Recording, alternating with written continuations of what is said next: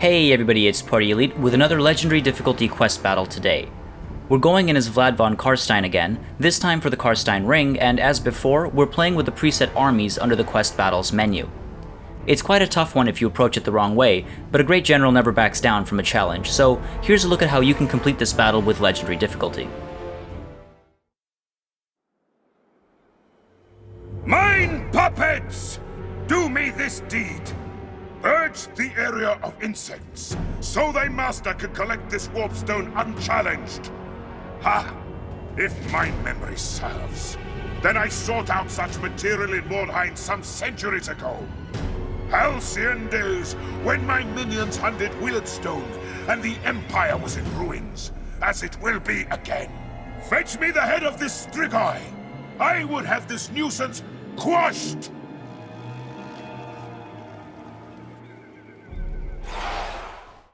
So we're going to start with a conversation about my layout as always first.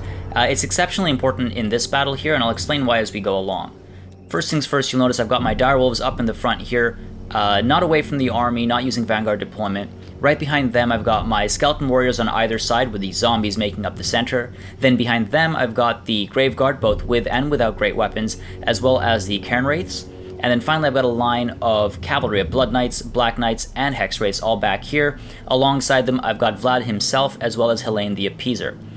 Meanwhile, on either flank I've got the Fellbats, and off to the side here I do have my Vargheists. And finally in the rear I've got my Vargulf in reserve to respond to an evolving situation.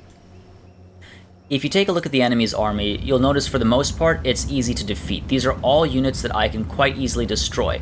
Leopold here, which I think is a hilarious name for a Ghoul King, has this magical ability which allows him to replace units that have been killed with Graveguard. So as I kill any one of these weak units, they get replaced by Graveguard. So while this current army is easy to defeat, if they were all replaced by Graveguard, I'd be in a very tight situation. So the first thing I need to do is I need to take care of Leopold. I need to make sure he's dead before other units start dying. So with this layout over here, I've got a lot of fodder troops, and some of my high quality troops are also going to be treated as fodder troops. What I need to ensure is that all of these engagements are either balanced or against my favor. I want to make sure I'm not killing the enemy, because if I do that, I'm actually making him stronger. So you'll see that's exactly how I behave throughout this battle. The only person that can really damage Leopold is Vlad himself, because Leopold is also able to regenerate, so I need to be very careful about my engagements.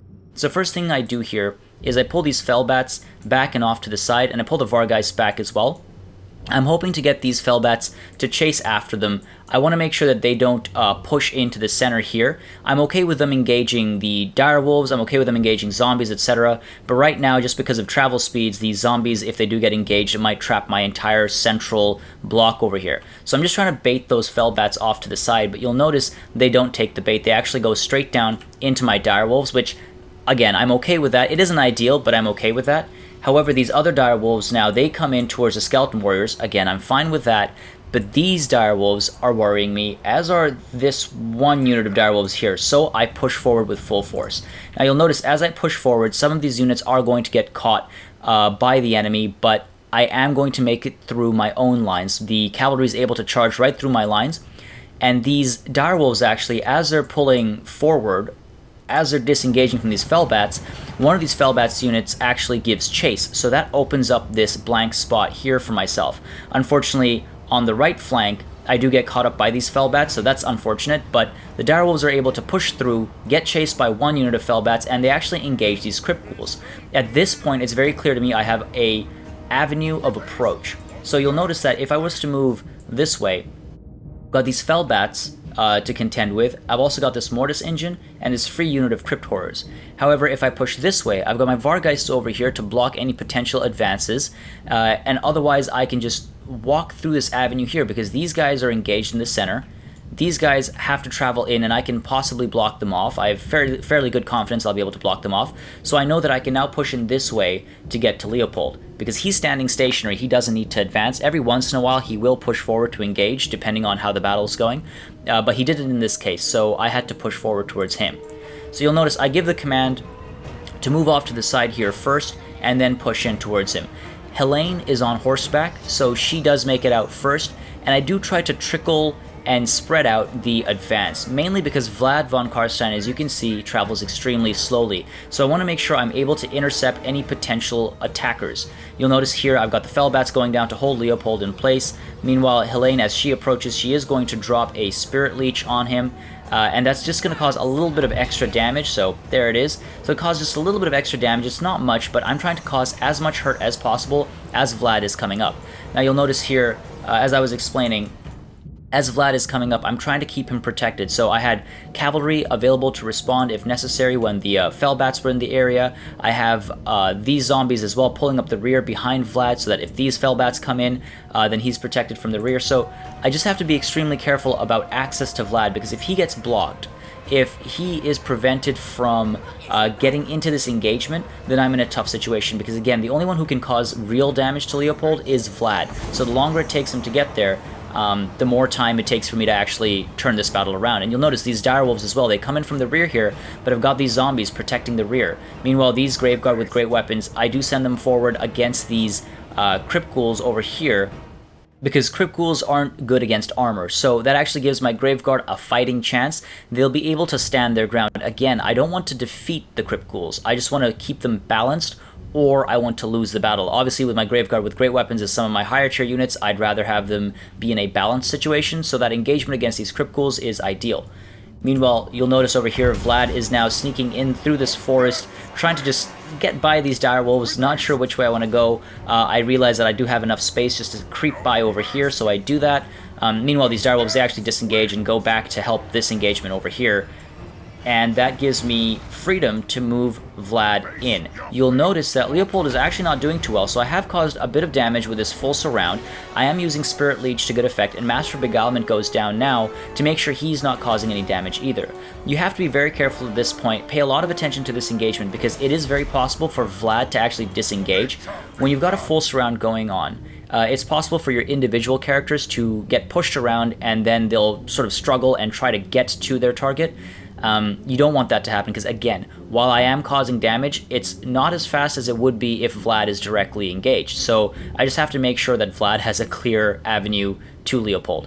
In the back here, you'll notice I am losing quite a few of these situations. I've lost a few units. These Black Knights aren't doing too well. These zombies they're fodder troops. They're dying. It's okay. These Cairn Wraiths aren't going to be doing too well either. Overall, this battle right now is a holding battle.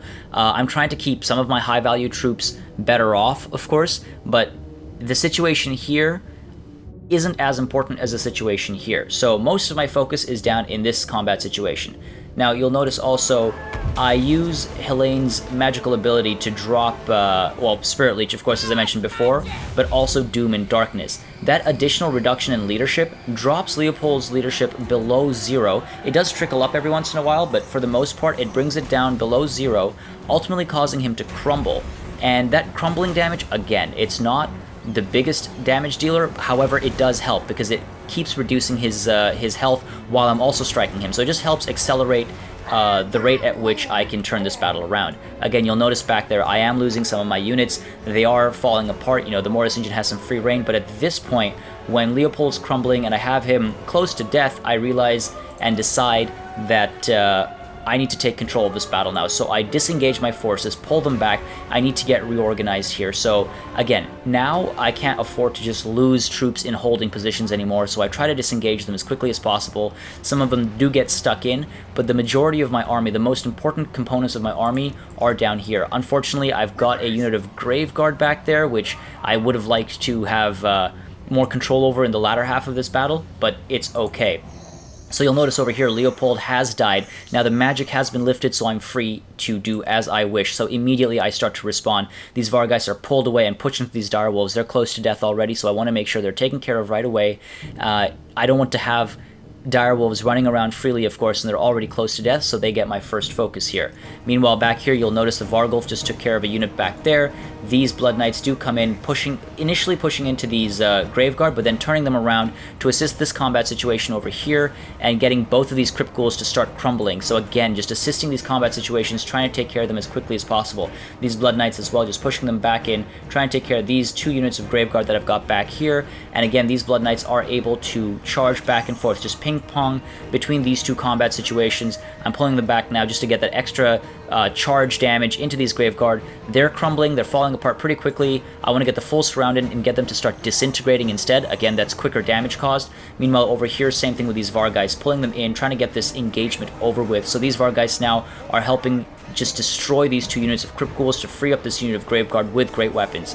Meanwhile, the Vargulf is just holding the Mortis Engine and the Crypt Horrors back, just making sure that they're not able to get into my Graveguard too easily, because again, that Mortis Engine is anti-infantry. And now the Vargeist are flying up here. I send the Blood Knights in to chase after these Crypt Horrors. I figure they're the easier target, so the Vargeist goes down to do the same as well. And you'll notice almost immediately, almost instantly, these guys start to crumble, and that's sort of why I focused on the Crypt Horrors first as opposed to the Mortis Engine.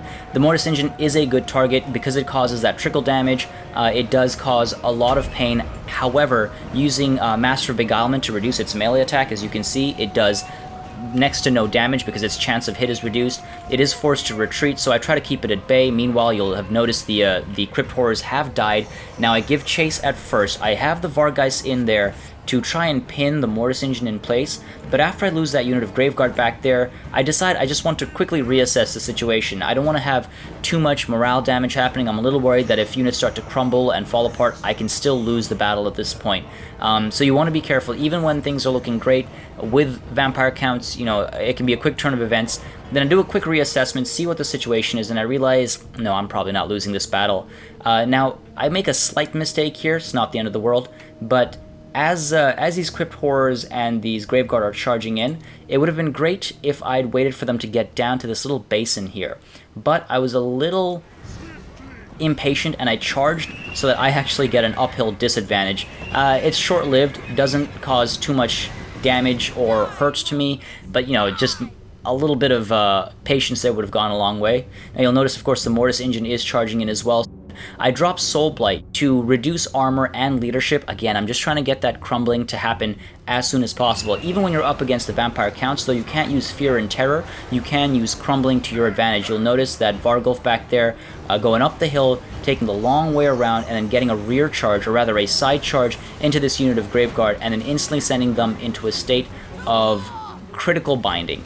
Unfortunately, not crumbling just yet, but that's okay, because I've got those Vargeist off to the distance here. I've got Helene coming in as well as Vlad, getting ready to fend off this final, defensive stance. Vargeist coming in, and as they dive in, you'll notice these Graveguards start to crumble right away. So again, I've got these guys back here, these Crypt Horrors, crumbling as they run away. Off to the side here, I've got the Graveguard as well, crumbling, soon to disintegrate, just falling apart, and the Mortis Engine is also very low on morale because it's obviously losing the battle. It sustained a lot of damage, and then finally, when these guys disintegrate, the Mortis Engine starts to disintegrate and crumble as well. There you have it, and that is going to be the victory. Now, it was a very tough one, of course. You're going to see, there we go, the little explosion that signifies victory for Vlad von Carstein, and there you have it. It's a victory, though it's a Pyrrhic one, but it finally brings the Ghoul King to his knees, and reminds people why you don't trifle with the von Carstein bloodline. This battle is a great way to learn the value of fodder troops in desperate situations. You've often heard me say that a general should look out for each of their soldiers' lives. But a soldier's duty is to serve, first and foremost, and sometimes that means to die in battle for the greater good. I leave this battlefield with 62 good warriors and everything I came for. For more Total War content, make sure you subscribe to this channel, and of course, I'm taking more requests for quest battles to influence my order of approach, though I do intend to finish them all over time. Thank you very much for watching, and I'll see you soon on our next battlefield.